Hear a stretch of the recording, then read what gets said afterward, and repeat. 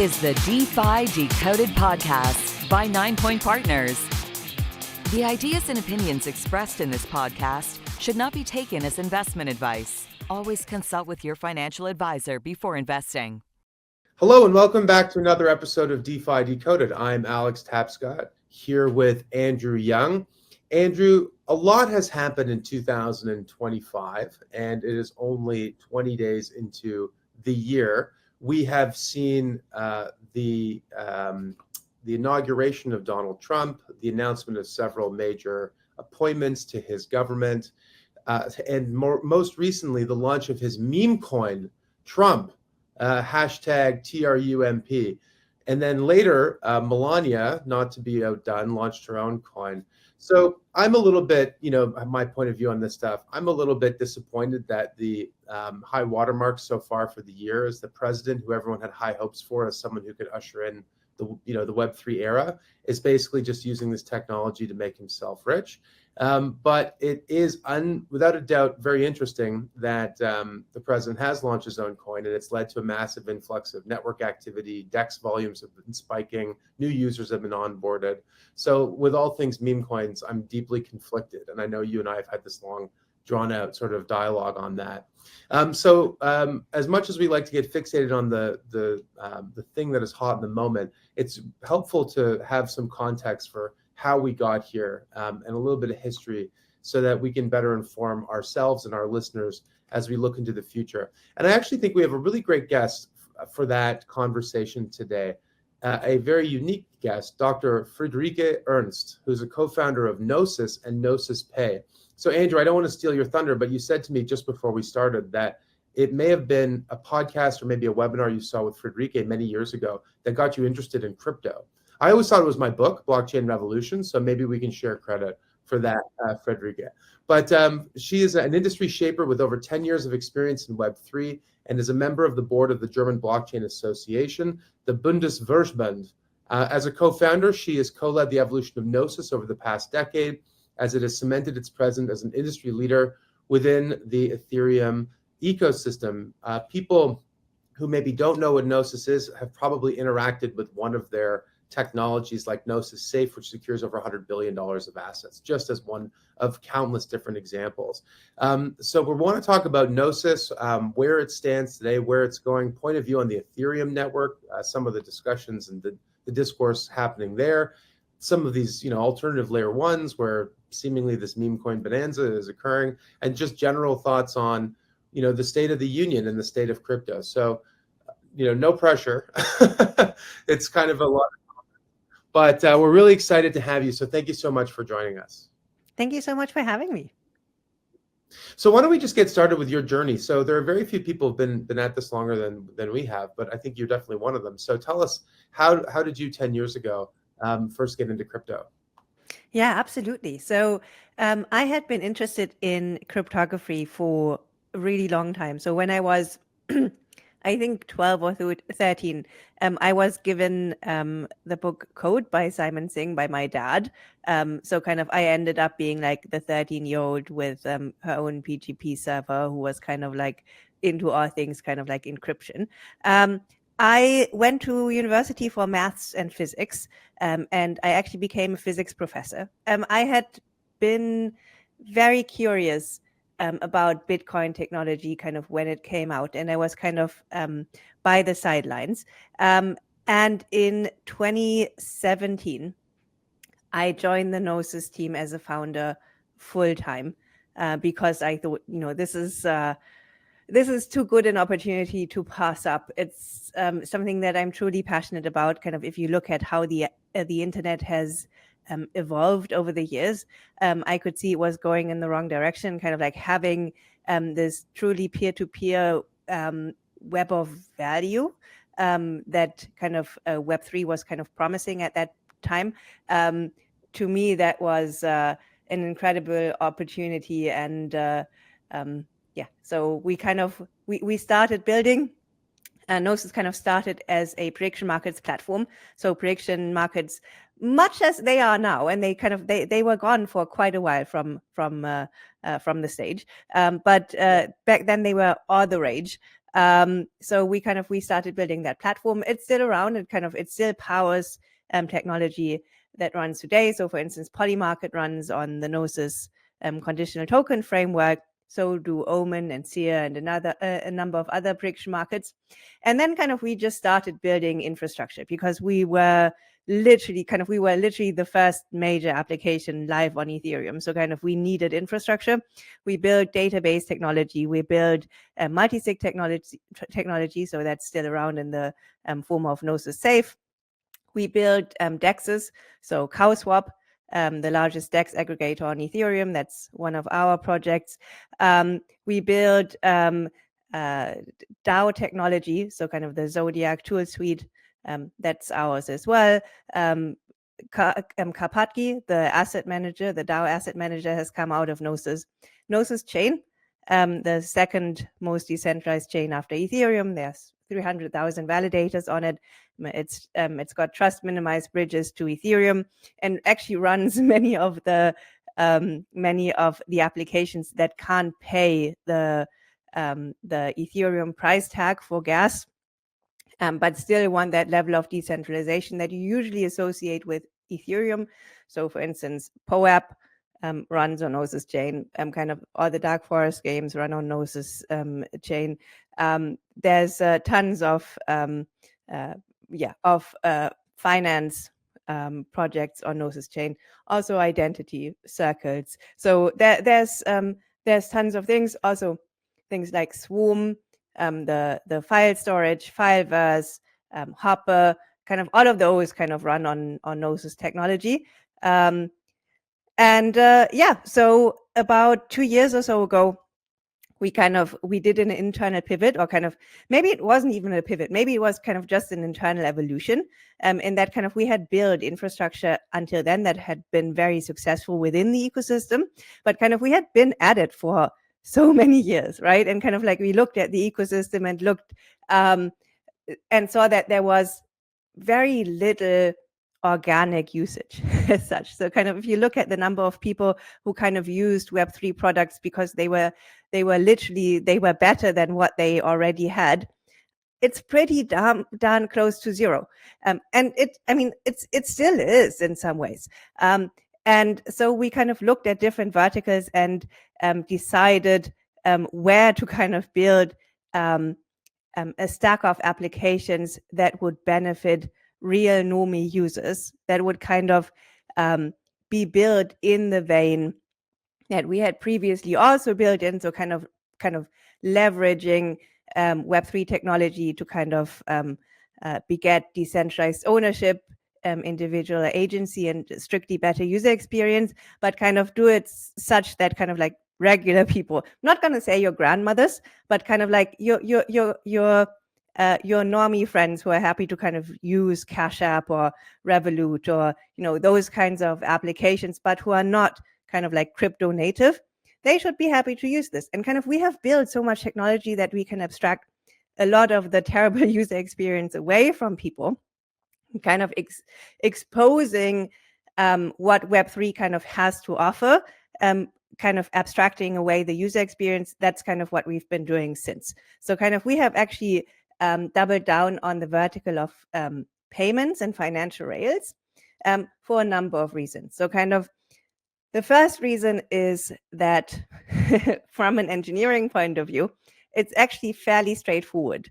So if you look at social media or other verticals that would warrant disruption, they are technologically speaking very complex.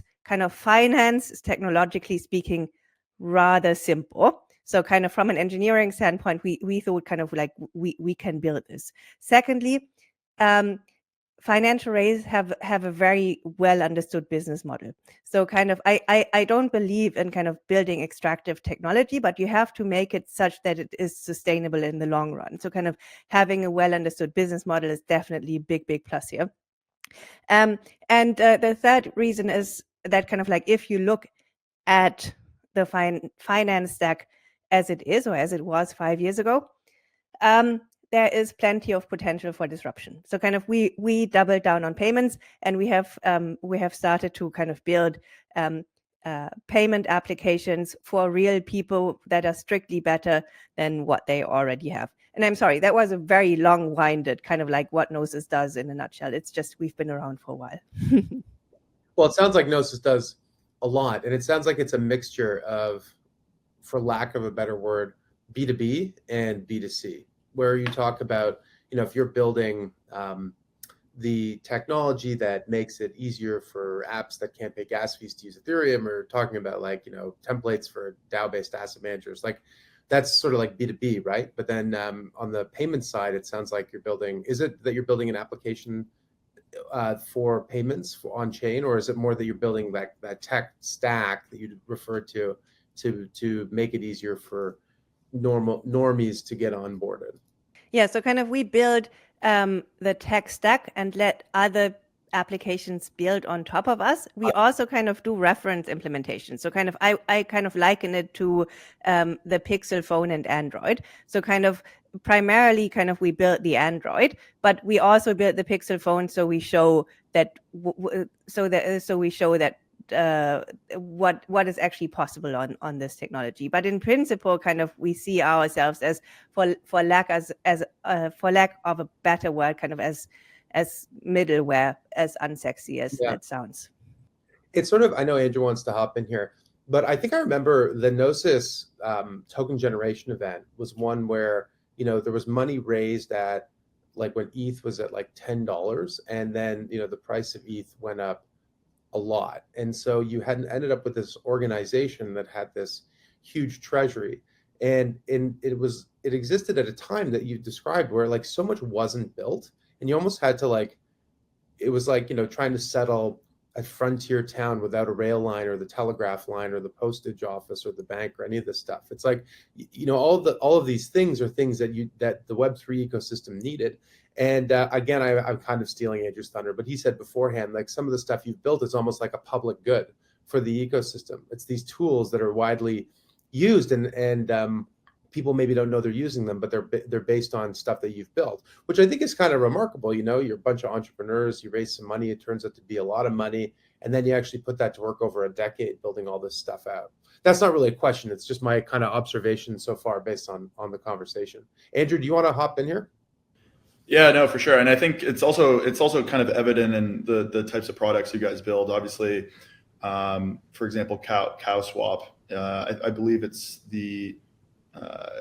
fully MEV resistant. It's kind of the most protective user first DEX that exists today. But before we sort of jump into that, I do want to ask a little bit about, because Gnosis has come, like you kind of alluded to, it's sort of transformed a lot over the years. Like I remember when it was first a sort of prediction market competing with Augur at the time. And then I believe Gnosis acquired XDAI and became Gnosis Chain. And Gnosis Chain is quite unique because, like you said, A, it's very decentralized, but also B, I believe one of the sort of like the vision and purpose of Gnosis Chain is to almost be like a quasi testnet for Ethereum for big changes. Is that still sort of the vision? Or I guess why don't you start with kind of the vision behind Gnosis Chain? Yeah. So the vision behind Gnosis Chain at the time was that we posited that block space was going to be abundant, but truly credibly neutral block space wasn't. So kind of decentralization is not something that you can bootstrap and kind of like eigenlayer and so on. Kind of they proved us wrong later, at least to a certain extent. I don't think it's going to work forever, but so that was kind of the premise under which kind of we built Gnosis Chain. So kind of when we merged with XDAI, XDAI was actually a proof of authority net. So kind of there were 21 validators who were allowed to build blocks. And the first thing we did is kind of like we spun up our own beacon chain, and then later merged the beacon chain with the main XDAI chain, kind of exactly exactly how Ethereum kind of went from proof of work to proof of stake. We went from proof of authority to proof of stake. And we heavily incentivized home stakers to actually partake in the network. So kind of the capital requirement, if you are to be a validator or Gnosis chain, is only 1 GNO. And we try to make it as easy as possible for anyone who kind of has a spare computer somewhere. Lots of people actually have little server boxes that they put on top of their washing machine or so, and kind of like run like 100 validators or so. That's kind of how we get to 300,000 validators. That was kind of the idea behind Gnosis Chain at the time, together with the notion that Ethereum kind of settled down on a manner of scaling fairly early. So kind of Ethereum, kind of when you kind of think back on the history of Ethereum scaling, back in the day, we thought we were going to have smart shards. So kind of that's different shards with their own execution environments that were trustlessly connected and would kind of work asynchronously, but in unison. And what we actually got was dank sharding, where kind of we have one execution environment, and then kind of we have a lot of blobs that kind of serve as data storage. And then kind of all scaling is actually done via L2s and L3s on top of Ethereum. So it's a very vertical way of scaling. And while the layer 2s and so on, they are super worthwhile and we need them, I would very much make the point that Ethereum also needs to do horizontal scaling. So we also need to have Gnosis Chain and other like-minded chains that are that have trust minimized connections to Ethereum and can kind of work in unison with Ethereum. And kind of like Alex, in the intro, you talked about the Trump meme coin launch and so on. I'm also deeply conflicted on meme coins. I think kind of like the libertarian in me kind of thinks kind of like I want to let people do whatever they choose to do, and if they choose to do stupid things, then kind of like let them. But on the other hand, I find them in really bad taste, and kind of like they don't really generate any real value, and kind of like it's just not really what I mean. I don't want to outlaw them. It's just very much not what I got into this space for. I mean, everyone, you guys know that kind of like the Trump coin and Lania and so on, they were all launched on top of Solana, right? Because kind of, and if you look at why, it's because Solana can process 4,000 transactions per second, and even they got overloaded from that, right? So kind of, and Ethereum very much can't. So kind of the scaling that kind of we have within the Ethereum ecosystem, even with L2s, is not enough. And kind of the L2s that we see in the Ethereum space, they currently cause fragmentation rather than kind of an augmentation of the liquidity pool, because they are not interoperable. So kind of like if you bridge from say Arbitrum to Base and back, it'll take you 2 weeks. I mean, that's ridiculous. You can send a postcard in that time. Kind of having an L2 landscape that doesn't fragment liquidity and that still allows for a transaction per second level that kind of competes with Solana or outperforms Solana, to me, that's really important. And I think horizontal scaling is one way to do that, because kind of like, yes, maybe you can't do it with one Ethereum, but kind of like either you need an interoperable landscape of L1s, kind of the way that Cosmos does it, or you need to make sure that kind of you standardize L2s, kind of like you build an enshrined L2 as Ethereum, or kind of like, you know, an enshrined based rollup or something on top of Ethereum that can seamlessly interoperate and kind of actually use that shared security with Ethereum to kind of increase the liquidity pool rather than kind of like fragmenting it. Do you think, like, I think like right now, crypto Twitter, it's actually kind of interesting timing for this podcast, because crypto Twitter, as I'm sure you're probably aware, is kind of like ablaze right now on the Ethereum Foundation, Vitalik. There's all sorts of drama happening in real time. And there's sort of like I guess just to get our listeners up to date, the Ethereum Foundation is sort of undergoing a restructuring, and Vitalik sort of himself is, I believe, looking for a new head of the foundation. There's been a lot of criticism that the foundation's budget is too large. I think it's something like $130 million a year is the current sort of outlays.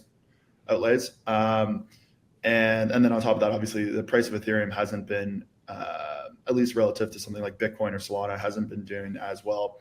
And so there's been a lot of like community pushback and sort of looking for looking for solutions, I guess. I'm just kind of curious, not to kind of go too off track, but you have some very fair criticism of Ethereum there in terms of like we need to scale more in order to compete with Solana. Solana's kind of winning the hot ball of money right now, at least for this cycle. What's your take on the current situation regarding Ethereum? Is this just kind of like short-term market dynamics and just keep building, or is there like a big pivot needed? That's a very good question. I wish I had the answer. So kind of like I can give you my 2 cents. I'm not sure how coherent they are in the larger picture. So I think what Ethereum's been missing for some time is a clear vision. So kind of, I think there's kind of like competing factions. So kind of like there's the ETH is money kind of faction, and then there's kind of like the Ethereum as a world computer sort of faction, and kind of they clashed, and kind of like we've never really decided what we actually want. I'm very much in the Ethereum as a world computer, as kind of like a global settlement layer camp. I think there are problems with the notion of Ethereum as money, and I think it's mostly pushed for personal pocket lining purposes by people who are already very long Ethereum, and I think kind of like actually making this the world computer or the world settlement layer, I think that plays to Ethereum's strengths really well, because what you'd want for that sort of network is you want it to be maximally decentralized. You don't want to have single points of failure. And kind of if you look at the other networks, kind of the one metric that kind of Ethereum kind of outperforms them all on is kind of decentralization along kind of like all the various axes. So kind of that would be my case for Ethereum. And kind of if I were the Ethereum Foundation, I would very much push for a reference implementation of an L2, kind of like the Ethereum Foundation endorsed layer 2. I would probably try to speak with the other L2s to kind of see how they can be induced to switch. Part of the fees that are incurred by on layer 2s, they should go back, they should accrue to Ethereum. They shouldn't accrue to kind of like, because kind of as is, Ethereum has a really a big business problem, right? So kind of like the throughput on Ethereum layer 1 is not changing, and there's nothing on the roadmap to kind of change that in the next couple of years. So kind of like all the fees that are accrued on L2s go to L2s. And I think that's been, and Ethereum caters to it, right? By kind of providing blob space. So I think kind of participating in that value generation is going to be crucial. And that's kind of what I would push for if I were in the Ethereum Foundation. But I'm very much I'm very much not a politician. So yeah. So there's a vacancy, but you don't want to fill it. In other words, you don't want to take this on. I have too much on my plate. I just look at this has become an interesting Ethereum discussion. So I admit to not being as technically in the weeds as either you or Andrew, but I look at the state of the ecosystem today, and between Ethereum, like Ethereum itself is worth $400 billion, which market cap alone is not the only thing that matters, but it's worth way more than the combined value of all of the layer 2 tokens and all of the Ethereum native application tokens, right? Like if you add all those up, the platform is still perceived as being very valuable. But to your point, there's an economics problem, which is that none of this exists without Ethereum, but Ethereum token holders and stakers don't like directly participate in all of that value, like or even like what seems like a reasonable share of that value creation, right? It's like, and like I don't know what the answer is, but some sort of adjustment, as you described it, is number one.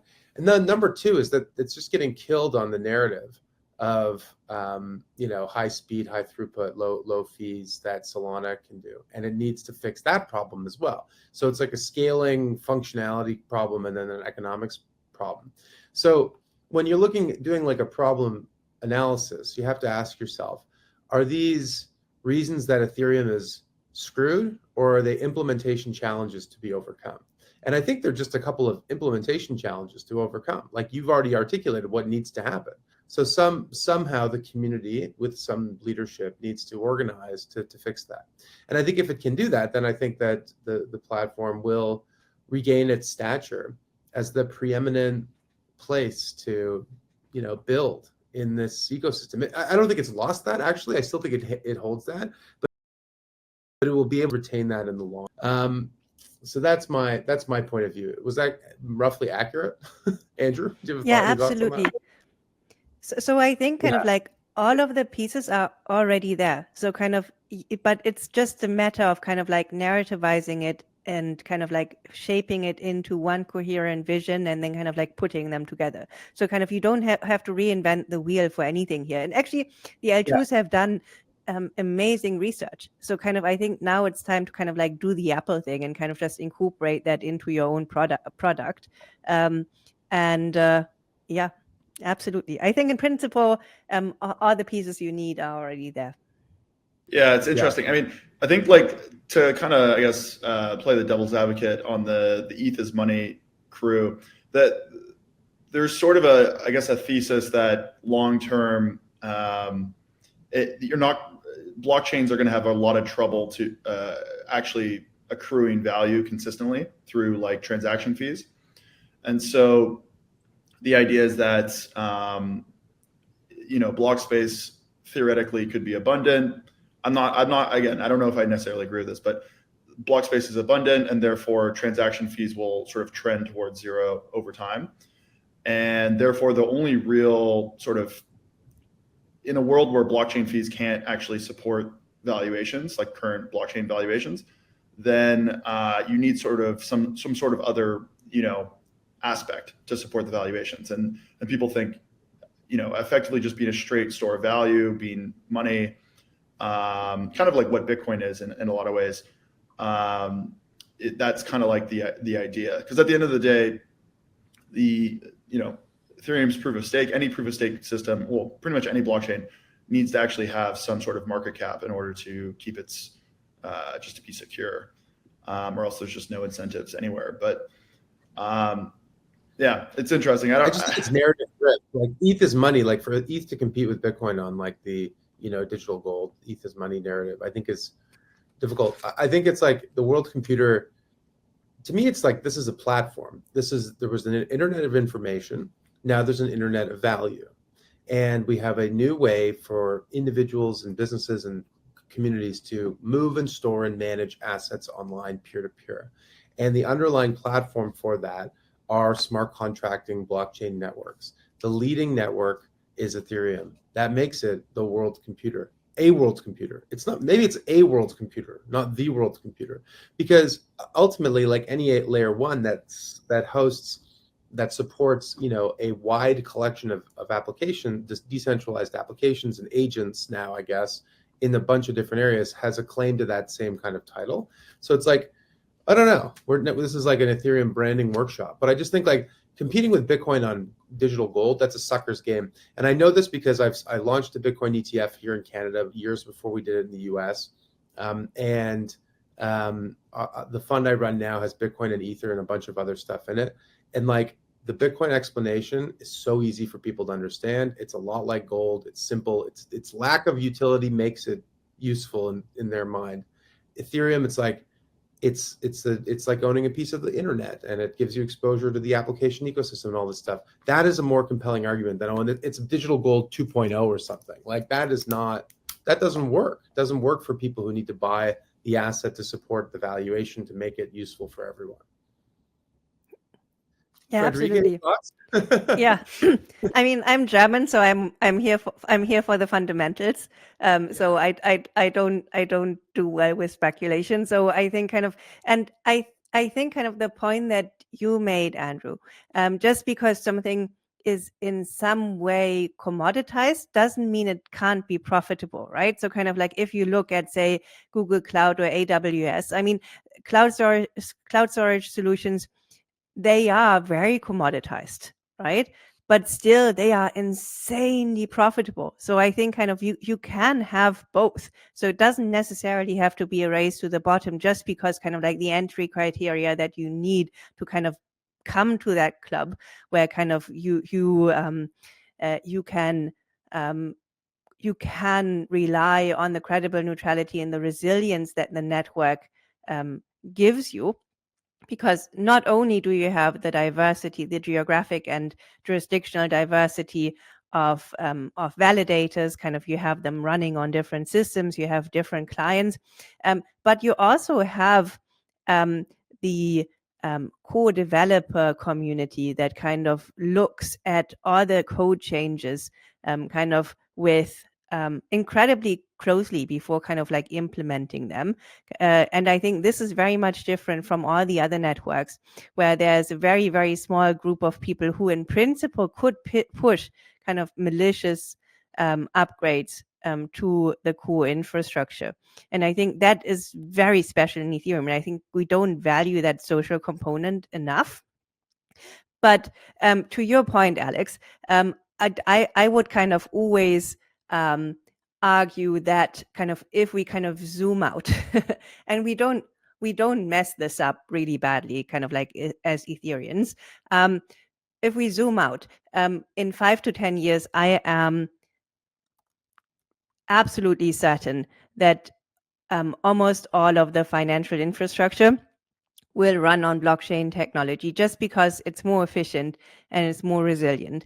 And if we kind of look at how we can get there or how we can kind of get there faster, for us, the answer is very much kind of like building bridges between the ecosystem that's already there in Web3 and kind of the legacy financial system or kind of the financial system as we know it, because that's kind of where all the value is. That's where all the people are. So kind of like getting the values and the people into Web3 and letting them access all of those admittedly really cool protocols that have been built and currently don't see a lot of organic usage. To me, that's the key to kind of mainstream adoption. Kind of having the mainstream not even know kind of what it is adopting, just that kind of like what the products that they get, that they are strictly better than what they already had beforehand. Yeah, totally. We do want to talk a little bit about Gnosis products as well. Like I think we would be remiss not to talk a little bit about Gnosis Safe and CowSwap. Why don't we start with CowSwap? What was the sort of motivation behind it? How did you guys sort of decide to build it? And then I believe it's been spun out of Gnosis as well, right? And it's kind of its own protocol. I guess whereas Gnosis Safe hasn't yet been spun out, I believe. It's also been spun out. Oh, it also has been spun out. Okay, cool. I guess, yeah, how does that work? I guess in a way you have multiple different sort of ecosystems. But I guess let's start with like the CowSwap. What was the sort of the vision behind it, and how is it sort of developed? Yeah, so the vision behind CowSwap was seeing that traders on DEXs at the time, and at the time that was mostly automated market makers, were robbed blind, just because kind of you trade and you front run, your back run, kind of like it's just kind of like you basically your willingness to pay is what you're going to pay. And that's really bad market mechanism.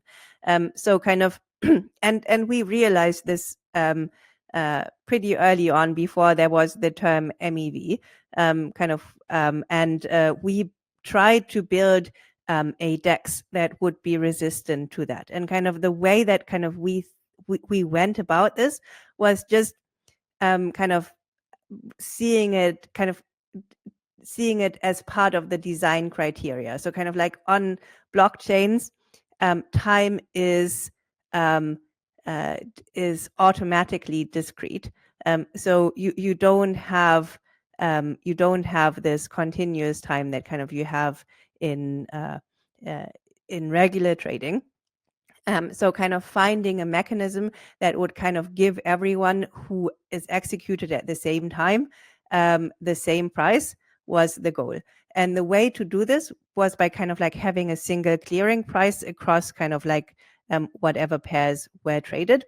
And kind of we had a couple of iterations to do that, but kind of the one that kind of we know and love today as CowSwap, basically it tries to match you against someone who is trading the other direction. So say you are buying DNO tokens for USDC, and someone else is selling USDC, selling DNO tokens for USDC. Neither of you would kind of trade against an automated market maker. You would kind of trade against each other. That's kind of where the name comes from. It's cow is short for coincidence of ones. And then kind of it gives everyone on the same block the same price. And by that kind of you automatically get the best price on Ethereum, Arbitrum based on Gnosis Chain, which is where CowSwap is currently live. And CowSwap is actually very profitable. So kind of like it actually runs at a pretty large profit, even after all costs and rewards and so on.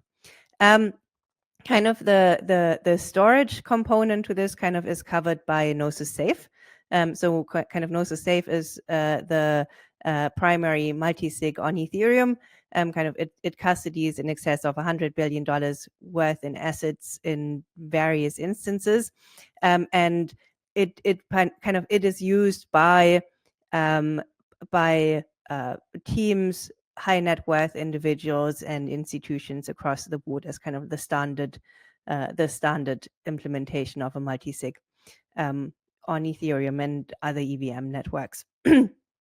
And kind of those were kind of very much infrastructure things that we build. Kind of the next iteration of infrastructure things that we have not yet spun out, that kind of we're still working on, are related to payments. So kind of ways of, so for instance, we have Gnosis Pay.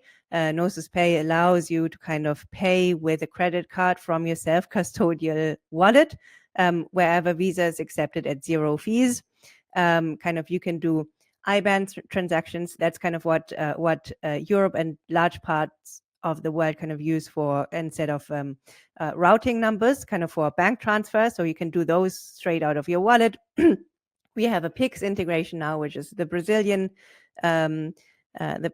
payment scheme. We're looking at other integrations as well. So kind of the idea here is very much to allow people to get money onto Web3 seamlessly, and use Web3 products that kind of are better than kind of what they previously had. So kind of like some of those are things we don't even think of as products anymore in this space. So in many countries, even something super simple as having a dollarized account is a major status symbol. So kind of in many Latin American countries, kind of like they are extremely hard to come by. And in principle, kind of like holding USDC, this isn't really even a product for us, but kind of giving people access to that sort of technology is very much game changing for them. And then even for us, if you look at what kind of yields you currently get on chain. So on Gnosis Chain, you get 13% on US dollars. That's a crazy product. Kind of like if you were a neobank, kind of you were to tell your customers you give them 13% on US dollars, you'd be overrun.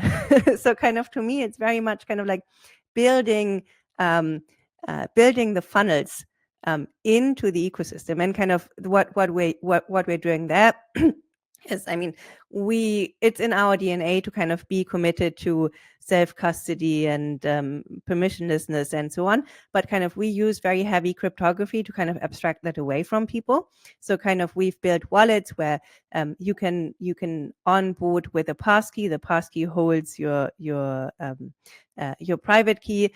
There's a safe in the background, so kind of you can replace your passkey if you lose it, or if you have a new device, and kind of you can have social recovery, institutional recovery.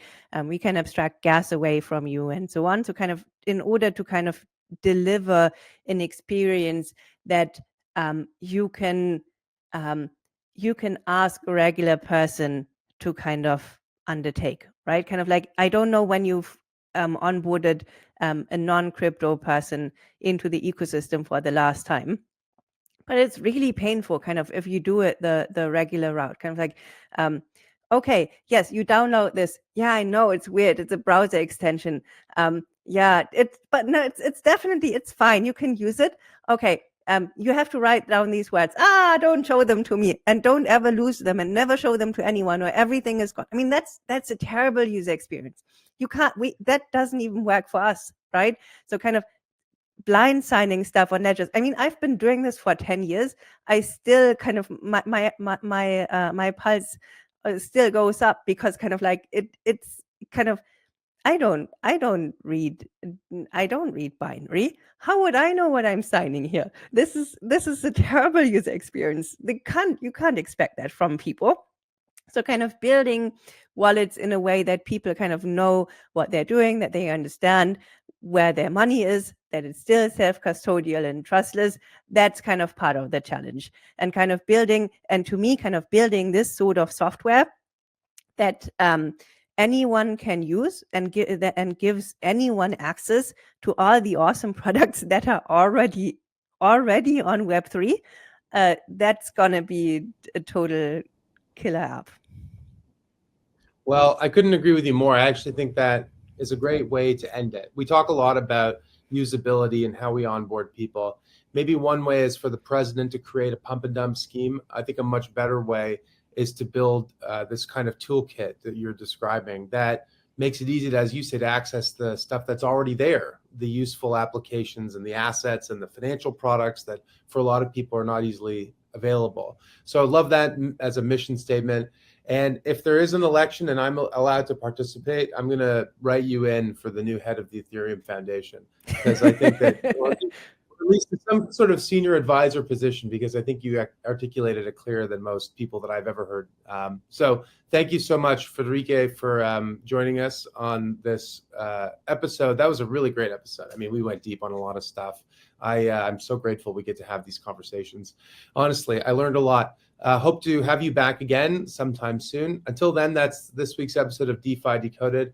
I'm Alex Tapscott. We will see everybody next week. Take care.